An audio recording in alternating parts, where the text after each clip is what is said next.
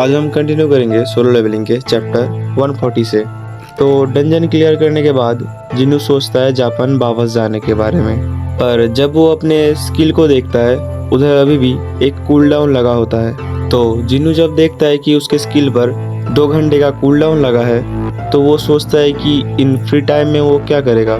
फिर किसी को कॉल करने के बारे में भी सोचता है। तो इस समय उसके दिमाग में सिर्फ एक ही चेहरा आता है, वो है चाही का।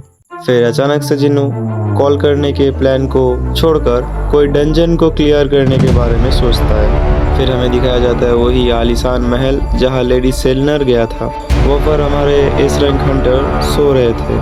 फिर अचानक से वो उठ के जाते हैं और एक वाइन के ग्लास को लेके उसे नीचे फेंक देता है।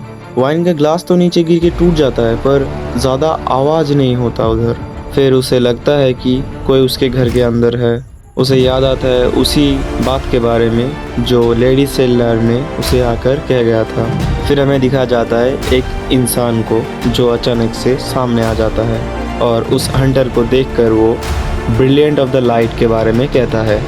हमारे हंटर को इसके बारे में कुछ ज़्यादा पता नहीं था, इसलिए वो कंफ्यूज हो जाता है। फिर सामने से वो बंदा कहता है कि मैं तुम्हारे से बात नहीं कर रहा, मैं उससे बात कर रहा हूँ जो तुम्हारे साथ कनेक्टेड है उधर ऊपर पर। फिर हमारे हंटर गुस्से में आ जाते हैं और कहते हैं कि मैं तुम्हें कोई जोक की तरह लग रहा हूँ क्या। और वो अपना असली पावर दिखाता है और अपना फॉर्म चेंज कर लेता है और कहता है कि अगर मैं मरा तो तुम में से किसी एक को मैं लेके जाऊँगा। फिर हमें 2 और भी बीस्ट दिखाए जाते हैं जो इस ट्रांसफॉर्मेशन के बारे में बात कर रहे थे और उसी टाइम पर हमारे हंटर उन बीस्ट के ऊपर कूद पड़ता है। उसकी पूरी बिल्डिंग पर आग लग जाता है और चारों तरफ तहस नहस हो जाता है। और फिर सीन शिफ्ट होता है और हमें दिखाया जाता है एक स्टेटस बार, और ये जिन्नू का ही स्टेटस बार होता है और उसके स्किल्स और आइटम भी दिखाए जाते हैं नोटिफिकेशन में।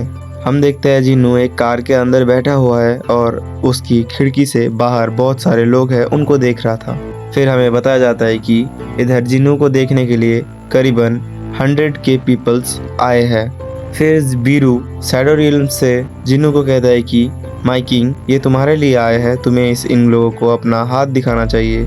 फिर हमें दिखाया जाता है कि जिन्नू प्लेन पर पहुंच चुका है और सीट पर बैठ के जिन्नू को बीरू को बुलाना पड़ता है और उसके साथ बात करना पड़ता है। फिर जिन्नू के पास एक पहचाना हुआ चेहरा आके बैठता है और ये और कोई नहीं, वो व्हाइट एडम है। और जिन्नू ये कोइंसिडेंस मानने को राजी नहीं होता। जब एडम सुनता है कि जिन्नू ने उसके नाम को याद रखा है तो वो खुश होता है, पर असल में बीरू ने जिन्नू को उसका नाम बताया था। फिर हमें पता चलता है एडम इधर आया है इंटेंशनली जिन्नू से कुछ बात करने के लिए। पहले जिन्नू को लगता है कि वो लोग अपने इस रैंक गेट के बारे में बात करेंगे, पर एडम बताता है कि वो ऑलरेडी क्लियर हो चुके हैं। फिर एडम अपना लैपटॉप खोलता है और जिन्नू को कुछ दिखाता है।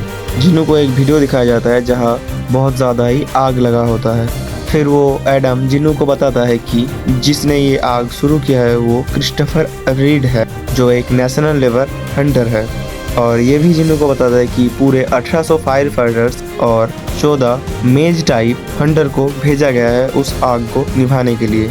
और ये भी कहता है कि जब वो लोग उधर पहुंचते हैं तो पहले से ही वो मर गया था, मतलब किसी ने उसे मार दिया था।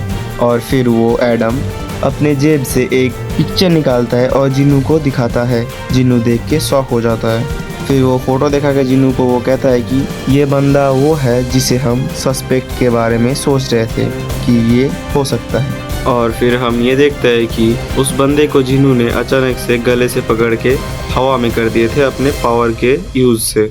और उसे ये भी बताता है कि अगर ये कोई जोक हुआ तो तुम इधर से बच के नहीं जा पाओगे। उसकी मदद करने के लिए उसके गार्ड्स आने चाहते हैं पर ये एडम उनको रोक देता है और जिन्नू को बताता है कि ये इंसान एक डंजन से निकला था, तो तुम जिसके बारे में सोच रहे थे ये वो नहीं भी हो सकता है।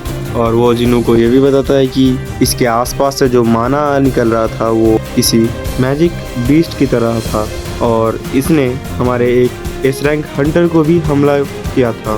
फिर जिन्नू कहता है कि क्या तुम ये कह रहे हो कि मेरे फादर ये सब कर रहे हैं, क्योंकि वो फोटो था जिन्नू के फादर का जो बहुत ही जवानी में लिया गया था। फिर जिन्नू उसे रिलीज कर देता है और जिन्नू को ये बताता है कि हम इसके बारे में रिसर्च कर रहे थे और इसे ढूंढ रहे थे और ये सिर्फ हमारे कंट्रोल में ही था। तो जिन्नू एडम से सवाल करता है कि तो फिर तुम अभी मुझे क्यों ये दिखा रहे हो, क्योंकि एक इंटरनेशनल गिल्ड कॉन्फ्रेंस होने वाला है, ये एडम जिन्नू को बताता है। और एडम ये भी बताता है कि उधर बहुत बड़े बड़े गिल्ड के मास्टर्स भी आएंगे, बहुत दूर दूर देश से भी, और ये केस अभी सिर्फ उनके हाथ में नहीं रहेगा, इसीलिए वो अभी जिन्नू को ये बताना चाहता है। पर इसके बाद क्या होगा और किस लिए बताया और क्या वो कॉन्फ्रेंस में जिन्नू जाएगा, देखने के लिए बने रहो।